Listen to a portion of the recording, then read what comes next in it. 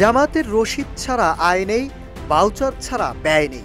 আয় ব্যয়ে সর্বোচ্চ স্বচ্ছতা নিশ্চিত করে কাজ করে বাংলাদেশ জামাত ইসলামী, এমন দাবি করে দলটির সহকারী সেক্রেটারি জেনারেল এহসানুল মাহবুব জুবায়ের 24 নভেম্বর রাজধানীর রমনায় ঢাকা ইনস্টিটিউটে গোলটেবিল আলোচনা সভায় এসব কথা বলেন তিনি। এ সময় এহসানুল মাহবুব জুবায়ের বলেন, দলের প্রধান আয় আসে জামাতের কর্মী ও সদস্যদের নিয়মিত চাঁদা থেকে। এছাড়া শুভাকাঙ্ক্ষী, সমর্থক ও বিভিন্ন সুধী সমাবেশ থেকেও ডোনেশন পাওয়া যায়। তবে কোনো প্রশ্নবিদ্ধ ব্যক্তি থেকে অনুদান নেওয়া হয় না বলে জানান তিনি। তিনি আরও বলেন, আসন্ন জাতীয় নির্বাচনের প্রস্তুতি হিসাবে জামাত ইতিমধ্যে নির্বাচনী তহবিল গঠন করেছে।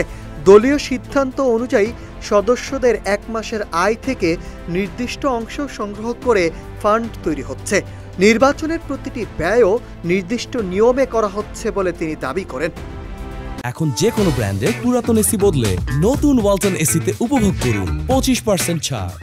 এহসানুল মাহবুব জুবায়েরের ভাষ্য অনুযায়ী অর্থনৈতিক স্বচ্ছতা, জবাবদিহি ও সুসংগঠিত লেনদেন প্রক্রিয়া প্রতিষ্ঠা করতে জামাত তার সাংগঠনিক কাঠামো কঠোর নীতিমালা অনুসরণ করে। এতে দলীয় তহবিল ব্যবস্থাপনার উপর আস্থা বাড়ে এবং সদস্যদের মধ্যেও দায়বদ্ধতা তৈরি হয়। গোলটেবিলে আলোচনায় রাজনৈতিক দলগুলোর আর্থিক নীতি, অনুদান গ্রহণের মানদণ্ড ও নির্বাচনী ব্যয় সংক্রান্ত বিধান নিয়ে বিভিন্ন বিশেষজ্ঞ মতামত দেন। সেখানে জামাতের পক্ষ থেকে দলের আর্থিক শৃঙ্খলা ও নীতিমালা তুলে ধরেন দলটির সহকারী secretary general. Nahid Hasan, news desk, Ittefaq.